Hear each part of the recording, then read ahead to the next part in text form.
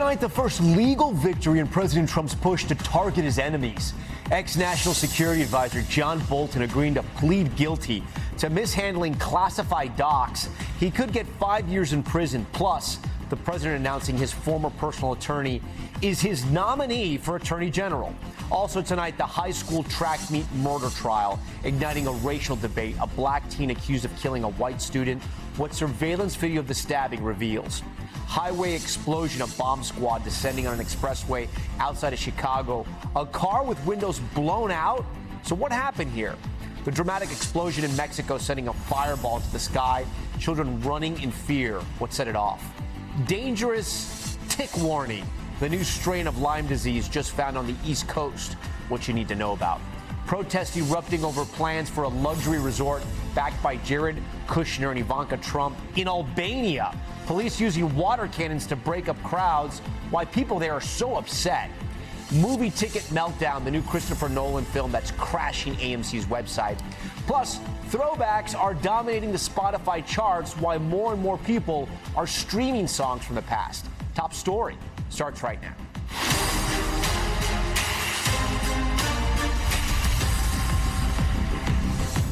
Good evening. We begin tonight with the first major legal victory for President Trump and his quest to punish his enemies.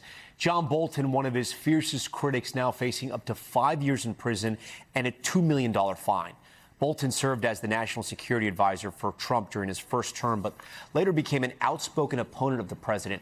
He was charged last fall for storing and sharing classified material. Now, sources tell NBC News he plans to plead guilty to one count of retaining national security information. For the past year and a half, Trump's Justice Department has made targeting the president's so-called enemies a top priority. Most either failed to get an indictment like you see here, were thrown out, or stalled until now. And it all comes as Trump taps his former personal attorney, Todd Blanche, to permanently lead the DOJ. He's been serving as acting AG for just a few weeks and has already jump-started investigations against the president's enemies. Also under scrutiny, Trump's choice for acting director of national intelligence, Bill Pulte. There's growing bipartisan concern tonight over his lack of experience when it comes to national security. Our Garrett Haig tracking it all and leads us off from the White House. And, John, I want to thank you. Tonight, a major reversal for a former top Trump official charged with mishandling classified information. Two sources familiar with the matter tell NBC News President Trump's former national security advisor, John Bolton, will now plead guilty to one count of retaining national security information in a deal with federal prosecutors. Bolton, a fierce critic of the president, I think it is a retribution presidency. Will now pay more than $2 million in restitution and faces up to 5 years in prison. President Trump had blasted Bolton after his October indictment. I think he's a bad guy. Yeah, he's a bad guy. It's too bad. The plea deal marks a first legal victory in the administration's multifaceted campaign against Trump critics and comes after President Trump announced he'll nominate acting Attorney General Todd Blanche, once his personal defense attorney, to become the permanent AG. Todd is very popular. He's doing great. That announcement meeting with stiff opposition from Democrats. Todd Blanche should not be Attorney General. He is the personal attorney of the president. But Republicans predicting he'll make it through a confirmation battle. He's honest, he's ethical. I think he'll do a good job. And amid bipartisan pushback to his pick of housing chief Bill Pulte to be acting director of national intelligence, the president saying today that posting will be temporary. It's not a permanent position. We're interviewing people right now. All right, Garrett joins us tonight once again from the White House. Garrett, I know you're tracking another story there. The president and his ongoing renovation projects throughout the nation's capital. This one now involving the Lincoln Memorial.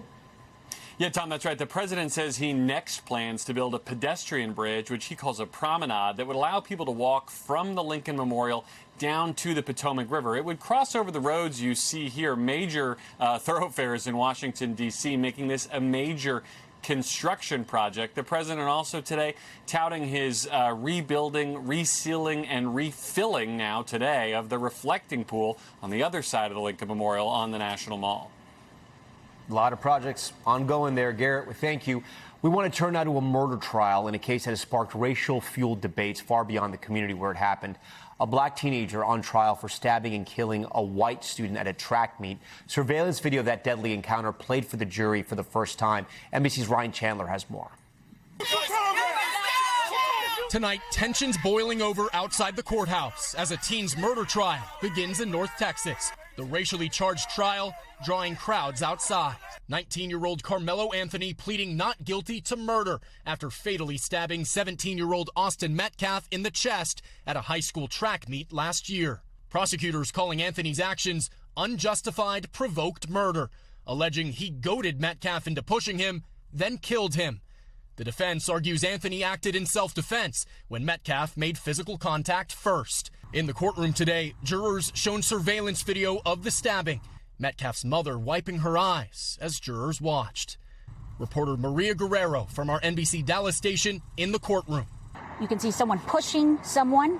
Then you see the figure that is identified as Carmelo Anthony moving up into the bleachers, farther up, before running down, and you can see him running away, then walking away before he is apprehended. The prosecution says the case has nothing to do with race. But the trial now sparking backlash. The pool of 12 jurors and 6 alternates is made up of 5 women of color and 13 white men and women. There are no black jurors. Some say it raises concerns for fairness. We are tired. We're saying enough is enough. Not one black. The trial expected to run 2 weeks. Ryan Chandler joins us tonight, live outside that courthouse in McKinney, Texas. Ryan, take us into the courtroom today. Metcalf's coach took the stand. He did. This was one of the most striking, emotional moments of the day, Tom. We heard from Coach Robert Starr, and he recounted in front of Metcalf's family the moment he saw the commotion in the tent and found Metcalf dying, surrounded by his teammates in his team tent. He's just one of the many, many witnesses who were on the scene that day that the jury will have to hear from to piece through to get a fuller picture of what exactly happened that day, Tom. Okay, Ryan Chandler for us. Tonight, for the first time, we are learning what the pilots said to each other last month when that United plane collided with a light pole on the New Jersey Turnpike, smashing into a bakery truck. Tom Costello with the NTSB report just released. New NTSB photos show the deep gashes to the belly and tire of a United Airlines plane after hitting a light pole on the Jersey Turnpike while landing at Newark Airport last month. Dash cam and surveillance video capture the moment the pole crashed through the windshield of a tractor trailer. The driver suffered minor injuries. Now, a new NTSB report says as the plane was coming in for a landing in gusty winds, the first officer warned the veteran captain, "Hey, you are slow." Then moments later, "You're still slow and a little low." The captain told investigators he looked outside and "I thought we were low," but the warning came seconds before landing. That's when he heard a thump. Flight attendants reported a loud bang as the Boeing 767 crashed into a 15-foot pole. They should not have been that low, no question about it. On this graph, this line shows what the plane's descent slope should have been, while this red line shows its actual descent. Pilots on approach look to a runway's landing or PAPI lights like these. 2 white and 1 or 2 red mean they're lined up properly. But the NTSB reports the United crew would have seen 4 reds, a big warning they were too low. If you see all red, it says that you're going to land and touch down before those lights, and that is not good. So, Tom, pilots, the NTSB, we all learned something from accidents like this, and this was such a strange one. What did the NTSB say about preventing incidents like this from happening in the future? Well, and this runway is a bit unique there because, of course, it's runway 29, and planes come right over the New Jersey Turnpike, and it's a short runway. So the bottom line is pilots need to be hitting the touchdown zone. And you heard Captain Cox there talking about those PAPI lights. There's an adage that all pilots know. We talked about the lights, right? So 2 reds, 2 whites, you're all right. 4 reds, you're dead. The idea being, if you come in too low, you could die. Now, thankfully, nobody did, but that's what's at stake here. United says that it's been cooperating with the investigation, and it's told the NTSB that it has reminded all of its pilots, do not undershoot a runway, Tom. Okay, Tom Costello, we thank you for that one. Now to the critical primary elections in California we've been covering all week long. Ballots still being counted with Spencer Pratt's political future hanging in the balance. Steve Kornacki has been at the big board since Tuesday night. He's still watching the votes coming in. Steve, let's talk about that mayoral race. NBC News has already projected Karen Bass will move forward. We were just talking during that last story. You have a bit of an update here, and this next batch of votes we're getting critically important in this race. Yeah, I mean, look, you see some gap here. Remember, top two advancing to the general election. Bass is through. You see a gap between Pratt and Rahman, but the thing to keep in mind is what they're counting up now in L.A. and in California is the late arriving vote by mail, the stuff that arrived on Election Day and later. It can come in for up to a week after. And that vote, at least initially, what's been counted of it, has been a lot more friendly and to Rahman and less friendly to Pratt than what you see here. And so it raises the possibility, and this is going to come into focus in a big way maybe in the next hour when we expect our next update from L.A. Does that next update bring Rahman closer to Pratt, bring Pratt further down? Does it show continued momentum for Rahman? Because if those late arriving vote by mails do continue to break more for her than for Pratt, as you can see, there is still a lot of vote left here in this race. Not out of the question that Rahman could end up catching Pratt for second place. He's got a pad on her. We're going to get some clarity when we get this next vote update. Folks in L.A. are telling us sometime this hour they're going to give their next update. Get some clarity there on whether that pad is going to be safe for him. As we break out the Kornacki calculator, right, we know the spread is about 35,000 votes, if you will, right now. You got 62% of the vote in. Do some of the math for me. How many more votes are we waiting for out there? Do we know tens of thousands, 100,000? Yeah, no, this could be 250,000 votes, 200,000 votes, and part of it is you don't know because the votes are still coming in. Up until a week after the polls close, if the ballot was postmarked, they still count it. So, look, if it was 200,000 votes and Rahman is leading by 15 points over Pratt, say, just as a sake of argument there, that she'd make up 30,000, doing it with that. So, what's been counted so far in that late arriving mail, she's been more than 10 points ahead of Pratt in that. If that continues with that many votes left, this could get tight. We'd rather be right and be second than be wrong and be first, obviously. When do we think we'll call this one? Do we have any idea? Well, what we know is what they're telling us in L.A. County, and this applies to the city too, is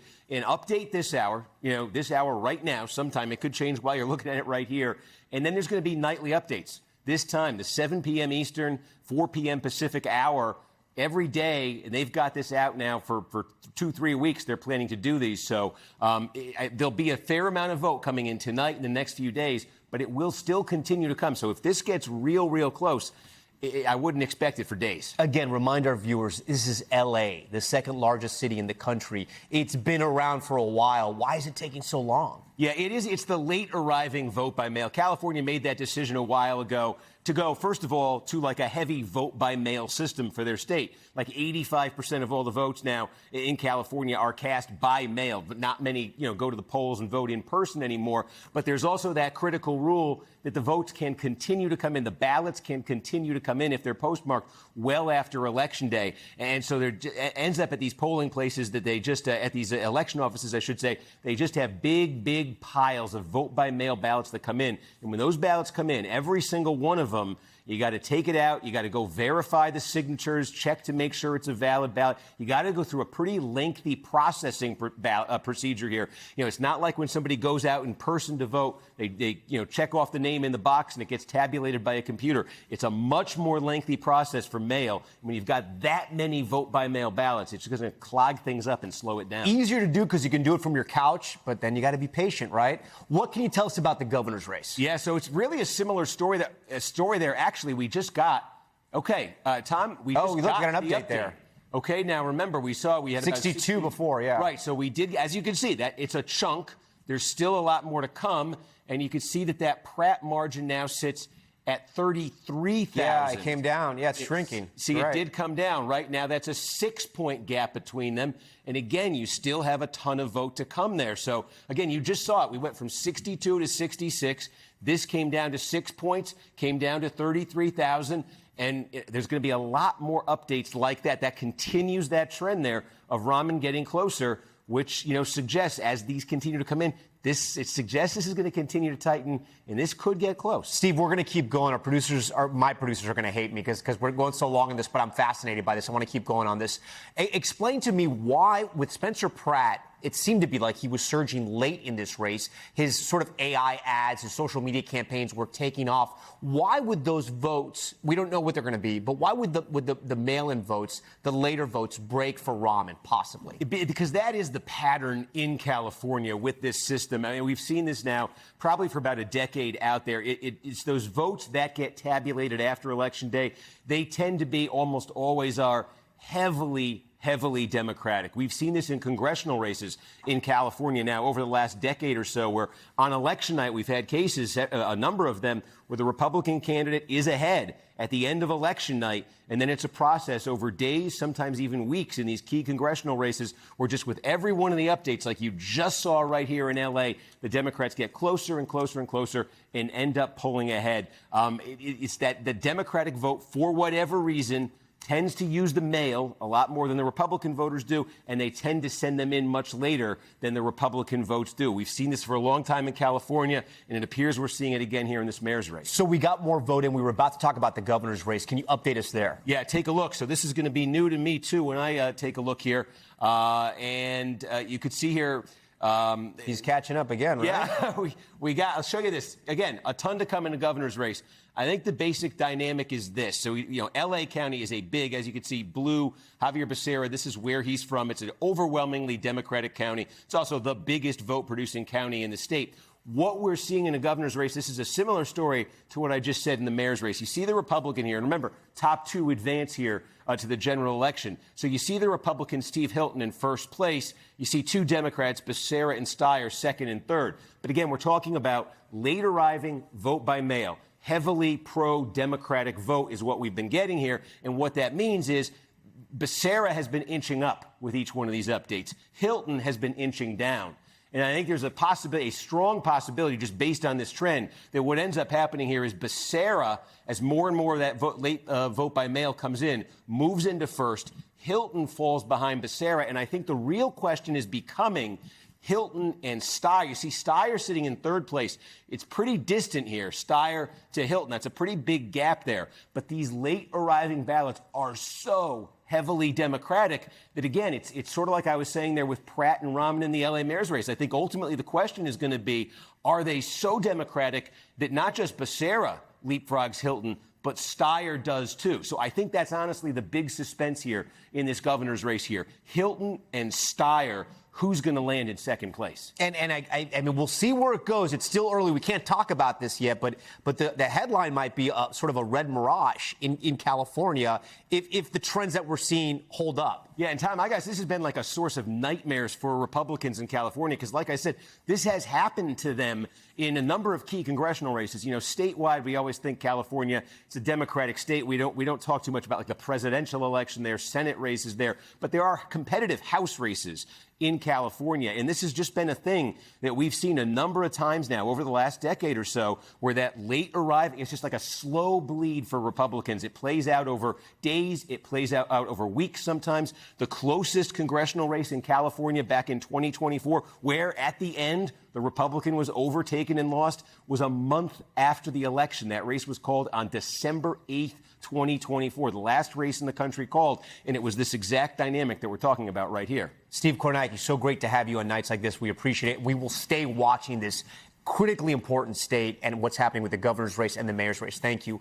We do want to turn now to Chicago, where there was a tense situation unfolding on the highway there. The bomb squad investigating a blown-out car, stopping traffic for miles and stranding other drivers. NBC's Shaquille Brewster reports. Tonight, this dramatic scene, the bomb squad investigating a blown-out SUV on the suburban Chicago expressway. Watch as these three officers carrying a shield and long gun cautiously approach that vehicle, the front windshield gone. We're sending a guy up with a rifle with the bomb squad. State police requesting help from many agencies, including federal ATF officers who quickly arrived on the scene. Law enforcement sources tell NBC Chicago the vehicle was being tracked by federal drug agents and that there's no evidence this was a targeted attack. Investigators can be seen sifting through the vehicle and lining the road looking for any evidence as law enforcement prepares these robotics. Illinois State Police say the incident began just after 10 a.m. on Illinois' I-290. We're going to need some cars to divert. They're shutting down both ways. Both directions of the 3-lane highway shut down, snarling traffic for miles. Oh, it's terrible. Very frustrating. Very frustrating. Drivers even standing outside of their cars on the major highway, with state police telling motorists to avoid the area. And Tom, going into the evening rush hour, you see that highway is still closed. You see the car is still there, and FBI agents processing the scene, setting it down and picking up evidence markers. Tom, we know going into the evening now that the Drug Enforcement Agency is involved in assisting this investigation. Tom? Okay, Shaq Brewster for a Shaq. We thank you for that. Now to the major warm-up for 150 million Americans. Potentially record-breaking heat on the way, stretching from the mid-Atlantic up to New England. Meteorologist Bill Karen joins us now. And Bill, after a cool stretch, and we were complaining about the long, cool stretch. Now we're complaining about the heat. I'm not. Talk to you about why people need to know about this. Yeah, if you don't like the heat, this is the type of heat most people can deal with because it's not the humid heat, too. We're not dealing with a horrific heat index. So what we're going to be dealing with over the next couple of days is a lot of sun, very little in the way of clouds. And we already have weather alerts for air quality. We call these air quality alerts. This is for ozone. It goes from Milwaukee to Indianapolis and anywhere in the I-95 corridor. The air is just not mixing. And then, of course, we get the pollutants from all the cars and the vehicles, and that air just sits right by the ground. And that's why if you're very sensitive, you may notice some problems with air quality in the next couple of days. Record highs are possible, areas with the red dots. We're not shattering records. It has to get pretty hot this time of year, but it's going to be a little mini heat wave. Philadelphia was 90 today. You're going to be 92 and 93. New York City, hottest day Saturday, 94. D.C., 94. Raleigh, a 95 and a 96. So you get the idea. We're pretty warm just about everywhere, but it's almost like a desert heat. It's like if you were retiring and living in areas like Arizona, this is what they deal with. It's just hot, but at least at night it cools off nicely. Then as we look towards Saturday, some showers and storms in the south, and then by Sunday, still dealing with those storms in the south. Tom, we're not really looking at too many issues as far as bad weather goes across the country this weekend. Okay, we will take it. A nice, great weekend. Bill, we thank you for that, my friend. We're back in a moment with the stunning new twist in the Karen Read saga. Why she's now suing the police departments that investigated her. Plus the dramatic explosion caught on camera, gas tanks erupting into flames. Look at this, sending little kids running for their lives. That video ahead on Top Story.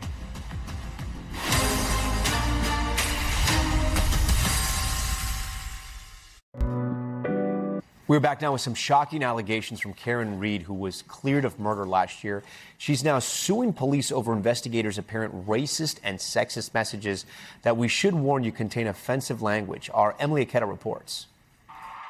A year after Karen Read walked out of a Massachusetts court acquitted of murder. I could not be standing here without these amazing supporters. The 46-year-old is leveling her own bombshell allegations against the police departments that investigated her for her police officer boyfriend's 2022 death, unearthing decade-old vulgar voicemails that Read's lawyers say demonstrate a culture of bias and corruption. You want a filthy pig that you just do dirty things to. You don't want some, dope babe you get a wine and dine. That was the case's eventual lead investigator, Michael Proctor, according to the complaint, who you can hear also used racial slurs describing a multi-car accident. Take your time. I saw a was involved, so I wouldn't rush if you're working. Let them die. While Proctor's attorney says years-old comments had no bearing whatsoever on the investigation, Read's lawyers say they show an embedded culture of bigotry, misogyny, systemic failures, and institutional rot within Massachusetts State Police and Town of Canton Police, which they allege ultimately led to Read being wrongly accused.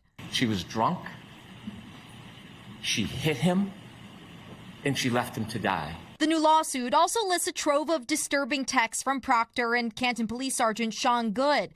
Good allegedly calling the Boston mayor a little C word and writing the governor can suck my. Good, who did not respond to our request for comment, resigned from his position this week, and Proctor was fired last year. Emily Aketa joins us now. Man, these cops were texting a lot. Those are shocking exchanges. Yeah. What are those police departments saying? So the town of Canton says that the department has made significant strides in the last couple of years. We also heard from the Massachusetts State Police Department, which says they called the messages disturbing and abhorrent, saying that they underscore their decision to fire Michael Proctor last year. But it's not just the anti-Semitic, the racist, the derogatory remarks that we were just listening to there, but also Reed's legal team is building a case around things like Proctor saying, no idea how I passed the background check, which is kind of getting at their argument that the Massachusetts State Police was negligent in the hiring, the training, and the oversight of these officers, which they say doomed the investigation into Karen Reed from the start, Tom. Okay, Emily Aketa first. Emily, we thank you for that. And you can see Karen Reed in an exclusive interview tomorrow morning only on Today. She will be on the show. Coming up, the big 180 from Kevin O'Leary. Remember Mr. Wonderful? He was right here on Top Story. Now he's scaling back his plan for that massive AI data center. We'll explain. Plus, movie ticket turmoil, the film that's not even out yet, sending fans into a frenzy and appearing to crash the AMC app. We'll explain. That's next. Okay, we're back now and just T-minus 8 days away from what could be the biggest IPO ever. Elon Musk's SpaceX going public next Friday, and we're learning more tonight about just how massive this could be. SpaceX says it plans to sell shares at an initial price of $135 with more than 550 million shares. That means a total value of nearly $1.8 trillion. Wow. NBC Business and Economy reporter Ali Canal has been tracking this for us. Ali, so I want to run through the numbers here so I get this and our viewers get this. SpaceX generated a little over $18 billion in revenue in 2025, but actually posted a net loss because of its investment into AI. Got that. But they're saying tonight they're worth nearly $2 trillion. So do the math for me. I don't get it. Yeah, the math ain't mathin' here, Tom. And really, that's the $1 million, maybe even $1 trillion question. What is SpaceX actually worth? And it's different depending on who you ask. So according to SpaceX, they believe that they are worth $1.77 trillion. That's how they priced their IPO. In the private market, SpaceX was recently valued at $1.5 trillion. But then you go to some Wall Street analysts. Morningstar has the company pegged at $780 billion. That's roughly half of that private valuation there. So there are varying opinions, especially when you consider those financials. You have a company that's only generating about $19 billion in revenue. They are not yet profitable. It's really hard to justify that $2 trillion. But it could change the world. It could be another Tesla. SpaceX could be like the business of the future. The potential. And they say the AI opportunity, that's closer to $27 trillion. So that's the case that they're using to argue. Yeah, and you may be booking SpaceX to go to Mars, right? That could happen maybe in our lifetime. SpaceX is the first of a few mega IPOs, as we were mentioning. We're talking about this. OpenAI and Anthropic are also looking to go public. All three companies are competing in the AI sort of space race in one way or the other, at least the AI space. How do they stack up against each other? Yeah, so we take a look at valuation. We were just talking about SpaceX targeting an IPO valuation of $1.77 trillion. Then you have Anthropic, that's the parent company behind the Claude chatbot, $965 billion. That was the last private market valuation. OpenAI, the maker of ChatGPT, $852 billion. Now, this represents an enormous amount of capital just waiting on the sidelines for these public markets. And we really haven't seen a lot of public debuts in recent years. And I want to pull up this chart that shows what's been happening over the past several years. So there are these U.S. IPO proceeds by year, and you can see that the market essentially froze after interest rates jumped in 2022. Companies pulled back. More companies decided they were going to stay private for a longer period of time. And since then, IPO activity has been steadily, slowly rising. But now, look what happens when we add in that expected IPO from SpaceX. 2026 proceeds, they jump from about $34 billion to $111 billion. And that doesn't even include OpenAI and Anthropic. So it's very likely that 2026 could be a record-setting year for the public markets. However, the caveat here is that this isn't really a broad-based recovery. We have this activity concentrated in just a handful of companies, and they're all companies that are focused on AI. Okay, Ali Canal, so great to have you. We thank you for that. We're going to turn now to Top Stories newsfeed. We start in Mexico with a massive explosion caught on camera. You can see that first blast, then a towering fireball erupting into the sky. Local officials say it happened when 4 gas tanks exploded. A crowd of school kids sent scrambling. We're told around 2,000 people were forced to evacuate the area, but no word yet on any injuries. An update on celebrity investor Kevin O'Leary and his plans for that massive AI data center in Utah. He's now saying he's willing to shrink the 40,000-acre project. It's a major reversal from what he told us just last week, right here in Top Story. We do have about 40,000 acres of which we could use as much as 25%. But remember, this is not farmland. This is arid desert, and it's used for grazeland. And most of the ranchers that have sold this are leasing it back to continue grazing. It's not in anybody's backyard. Now O'Leary says he has no choice but to slim down the campus after facing a new wave from political backlash. In a letter obtained by NBC News, O'Leary writing he could cut the size by about half. And so many people tried to score tickets to Christopher Nolan's new film, The Odyssey, that it appeared to crash the AMC website and app. The movie doesn't even hit theaters for another 6 weeks, but it's already causing a frenzy. Many fans reporting getting error messages, others encountered glitches, and some said they waited for hours to try to snag some tickets, but we reached out to AMC for comment. Right now, the app seems to be back up and running. Good news there. But there's still a pretty long wait time. The movie is being distributed by Universal, which has Comcast as a parent company, just like guess who? We do, NBC News. Now to Top Story's health check and a warning as we head into the summer season about a rare type of Lyme disease that appears to be spreading. There are two types of Lyme disease in the U.S., both spread by these insects, deer ticks. But one of the strains carries more severe symptoms and is more rare. It had only been identified in two states, Minnesota and Wisconsin, until now. That bacteria has been identified for the first time in New York State. Joining us now to break this down is Dr. Eric Asher. He's a family medicine physician at Northwell's Lenox Hill Hospital here in New York. Doctor, great to see you again. Walk us through why this new strain is more concerning. So it's a similar disease with overlapping symptoms. So what we used to see was headache, fevers, muscle aches, that flu-like illness. But with this new version that is new to us here, the Mayoni, we're seeing GI symptoms, so think nausea, vomiting, upset stomach, diarrhea, constipation, as well as neurologic symptoms. So it could be dizziness and forgetfulness as well. And what we were typically used to seeing with a rash of that target bullseye rash is now a little bit different, and we're seeing a diffuse full body rash with red pinpoint dots on the entire body. Those are some of the symptoms? Like, walk us through the symptoms. Yeah. Those are the symptoms of what we would see with the Mayoni. Okay, when you get a tick bite, I mean, what's the first thing that you should be aware of to let yourself know, or maybe like, you know, your parents know that you have this tick bite?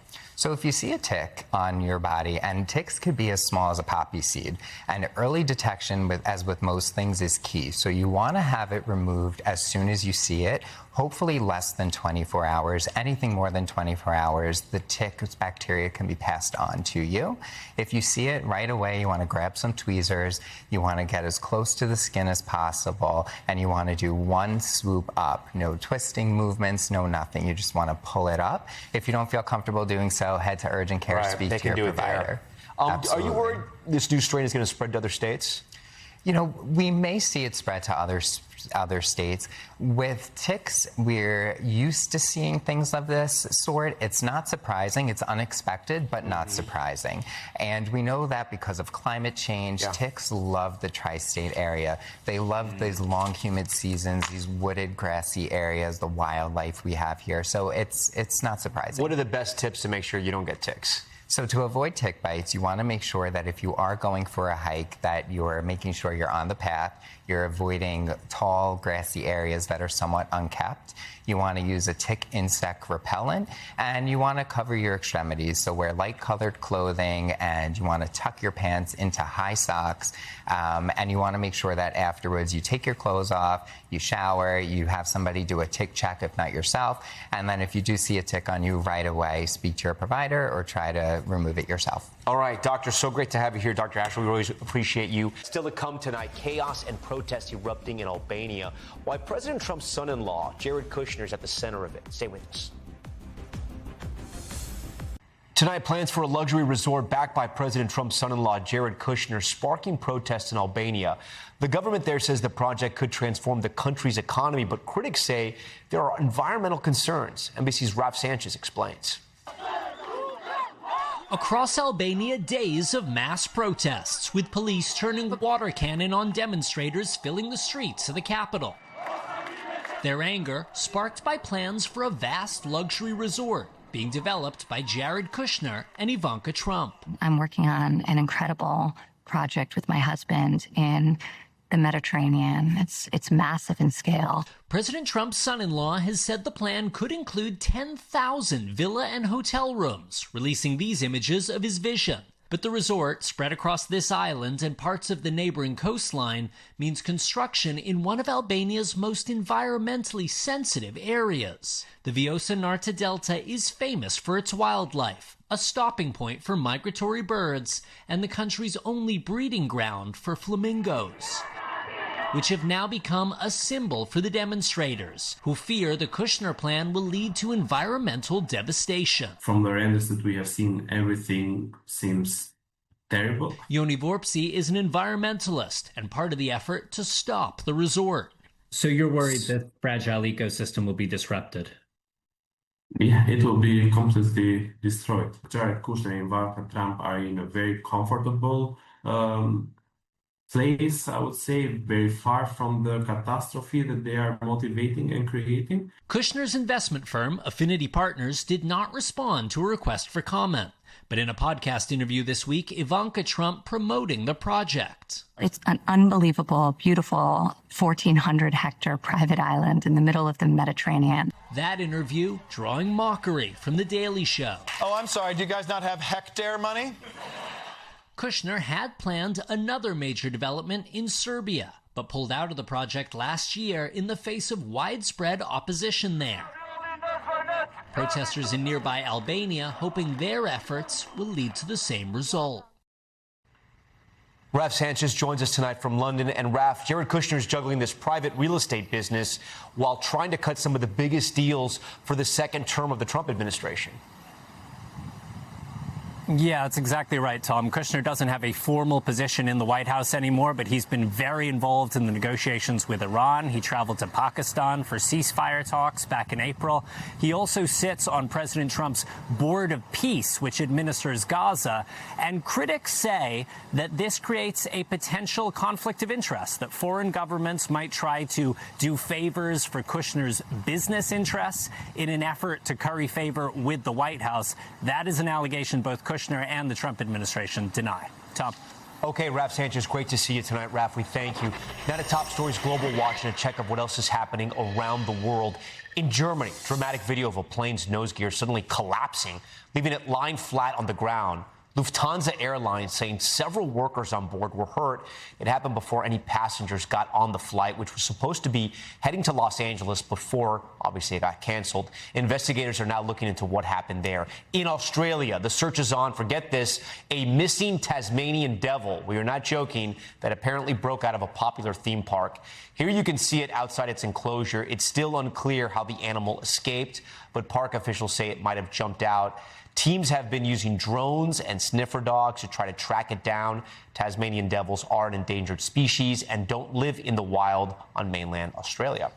Okay, and quite the sight for a swimmer in Switzerland. This one is crazy. Look at this. A man jumping off a high dive in Geneva, hitting the water, and coming face to face with this massive catfish. He says he thinks it was down there protecting her eggs. Now to our series Business in America. Tonight, the woman who runs the biggest car company in the country, GM, under the leadership of CEO Mary Barra. It has nearly doubled in value over the last 2 years. Barra is sitting down with our Christine Romans to talk about the rise of electric vehicles, AI, and global competition. Take a look.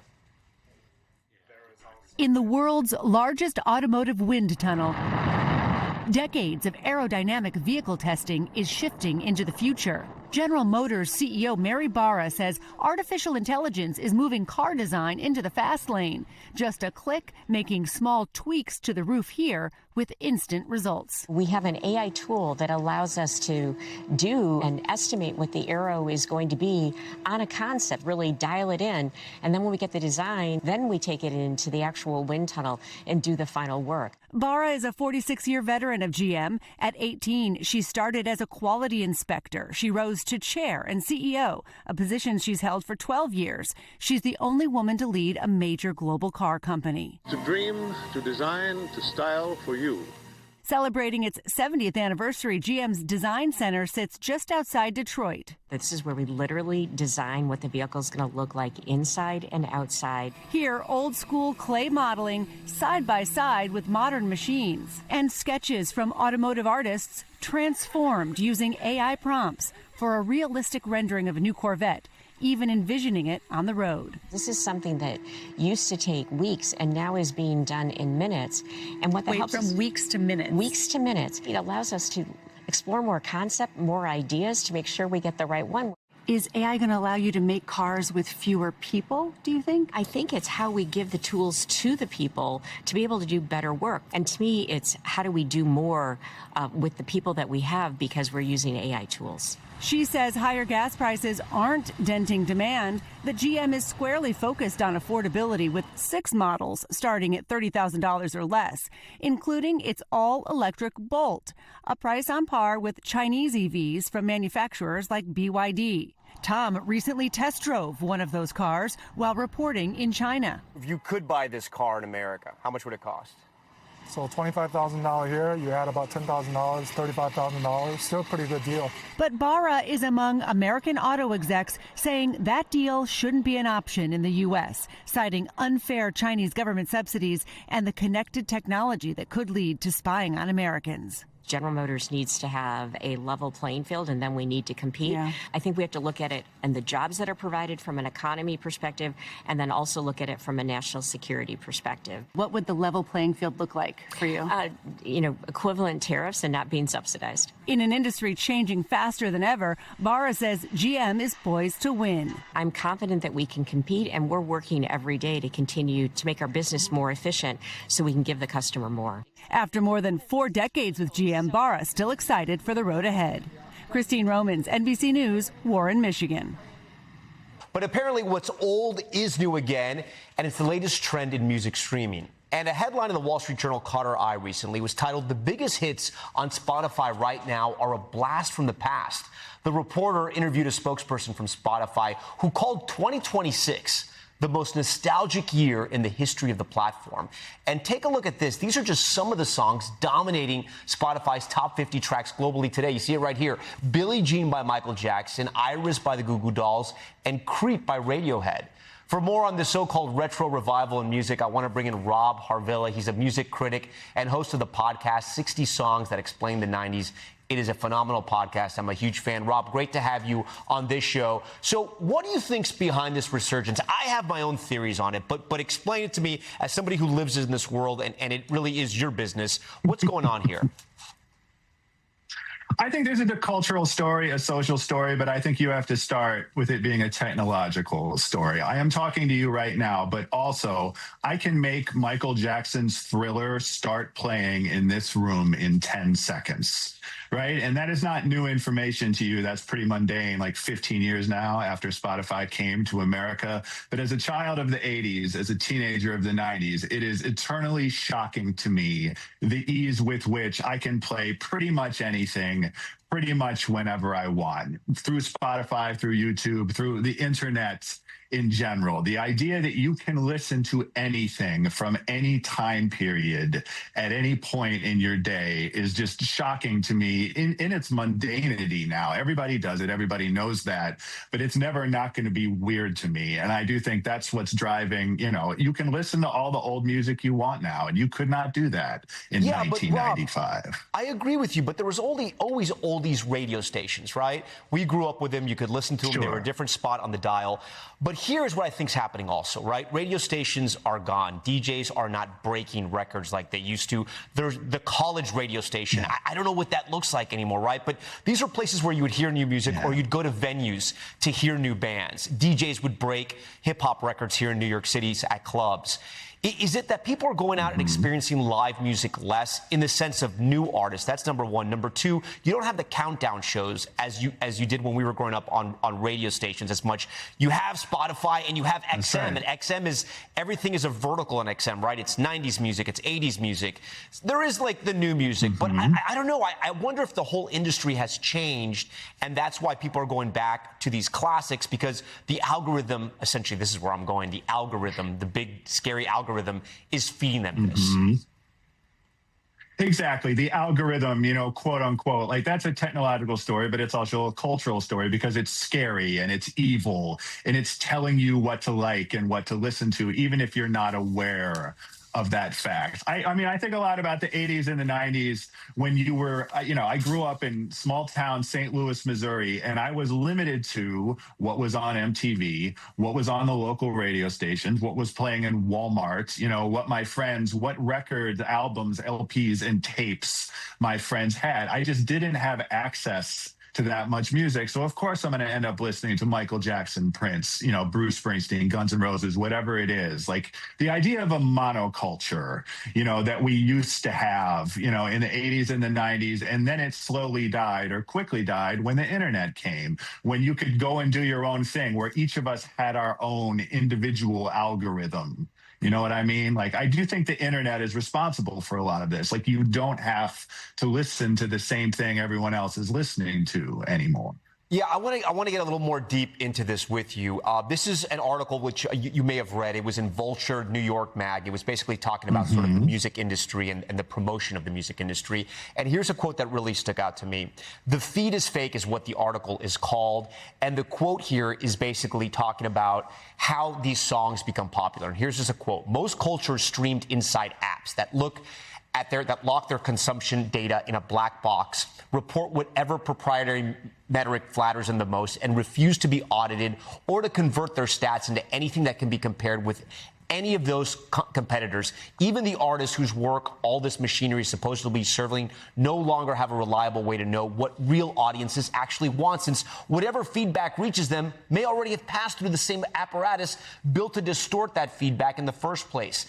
Where am I going with this? Right here. In that vacuum, fakery thrives. When nobody knows what's actually popular, the appearance of popularity means more than popularity itself. So, Rob, where am I going with this? Basically, I mean, it's not like, hey, this is really popular because the masses love all the song. It's because, it has this many hits. But it has that many hits because the algorithm already fed you. So if you're a Nirvana, right, and it's 2026, how do you become popular? How do you get discovered?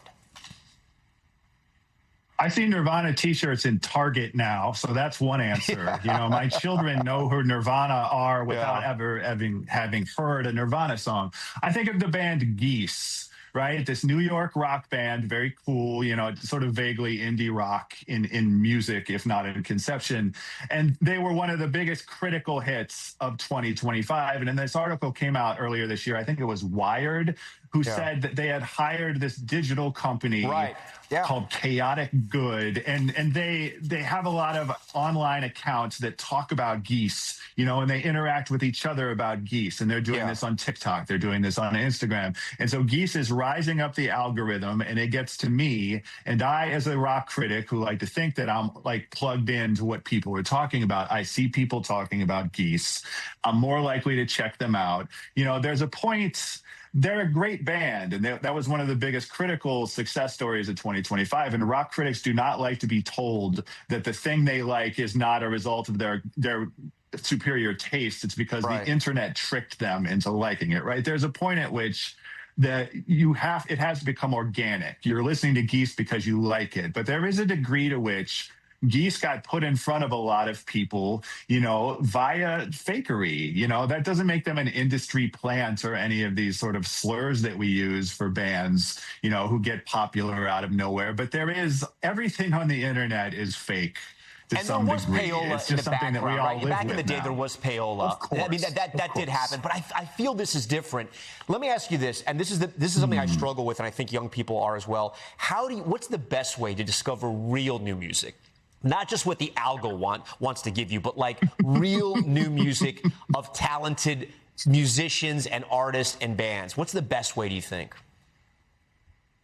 The image that popped into my head is go hang out at the local mall with your friends. And I am the oldest person alive, having just said that out loud. Like, that is not actually how the world works. That's the way it used to be, though. No. That's the way it used to be. It's the way it used to be, man. Yeah. The food court, you go to the arcade, you go to whatever. That's not the way the world works now. I think we have to talk about TikTok, as a placeholder for the internet in general. But I do think that the way that songs get popular now often is viral. Like, you think, Fleetwood Mac does not need any help, being put in front of people. But there was the dude drinking ocean spray, and skateboarding off the back of the truck to the Fleetwood Mac song. And it becomes this huge viral moment. Like, that can happen in an old school kind of way. Like when Kate Bush is running up that hill is in Stranger Things, one of the biggest TV shows. Like, that's understandable to me. It's less understandable when a random song gets popular on TikTok out of nowhere. Like Jeff Buckley, like a very popular 90s artist, like people who love him, but he was not a chart-topping superstar. He has this tragic death. He has this one album, Grace, from 94, I think, that everyone loves, but he was never at the top of the charts. But suddenly, last year, Jeff Buckley is a big hit on TikTok for reasons that no one understands, or at least I don't understand. And now Lover You Should Have Come Over by Jeff Buckley, a song from 1994, is on the charts now. And that's awesome. I think that's beautiful. And I think it's even more beautiful the less I personally understand how that happened. I do enjoy the randomness of the virality and the way that can work now and who it can work for. I agree. And I'm with you on that. I just want to find more new music, and I find it's really hard to find new music. It is. But maybe I'm getting old. Yeah. Anyways, you can listen to Rob, of course. His podcast that highlights music from the 90s, but it's actually expanded. It's now, it's the 2000s too. And you can listen to it on Spotify, The Ringer. He's everywhere. He's a super talented guy and great writer. Rob, thank you. I've wanted you on the show for a while, so thank you for that. That does it for us. Thanks so much for watching Top Story. I'm Tom Llamas in New York. Stay right there. More news on the way.